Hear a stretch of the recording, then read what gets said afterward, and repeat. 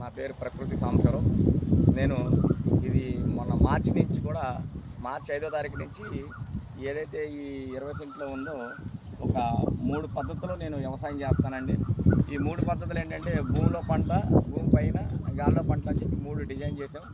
అది ఇప్పుడు ఈ భూమిలో పంటలు మీకు చెప్పింది ఏంటంటే చిలకడదుంప కానివ్వండి, క్యారెట్, బీట్రూటు, ముల్లంగి, అలాగే ఈ పసుపు లాంటిది వేసామండి. దీంతో పాటు ఏంటంటే మేము సైడ్ బోధులంపట పుచ్చకాయ, వంకాయ, టమాటా, మిర్చి, బెండ, చుక్కుడు అనేది వేసాం. అలాగే చుట్టూ ఏం చేసామంటే తీగ జాతి పెట్టామన్నమాట. కాకరకాయ, సొరకాయ, దోసకాయ, బీరకాయ, కీరా దోస, ఈ 5 పెట్టామండి. ఇట్లా 3, 5, 15 రకాలు పెట్టామండి.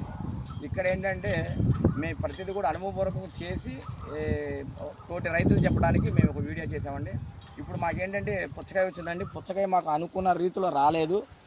ఎందుకు రాలేదంటే ఈ ఏదైతే పుచ్చకాయ దీన్ని 1-2 రోజులు తేడాతో పెట్టామండి.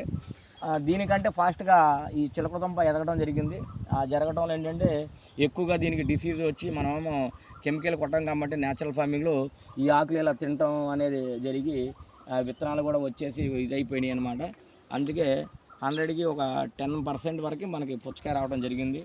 అలాగే ఈ చిలకడదుంప ఏం చేసామంటే మేము ఎక్కువ వస్తుందని చెప్పి ఒక 2 కోతలు కొయ్యడం అనేది జరిగిందండి. మరి ఇది ప్రతిదీ కూడా ఏంటంటే మాకు అనుభవపూర్వకంగా అంటే ఏది మనం ముందేయాలి, ఎలా చేయాలి అనేది ఒకసారి ఏంటంటే ఇది ఒక డిమో అనమాట. చేసి ఈ అనుభవం అనేది తోటి రైతులు చెప్పడానికి ఈ ఒక 20 సెంట్ అనేది మనం చిన్నగా మా అనుభవపూర్వకంగా మేము చేయడం జరిగింది.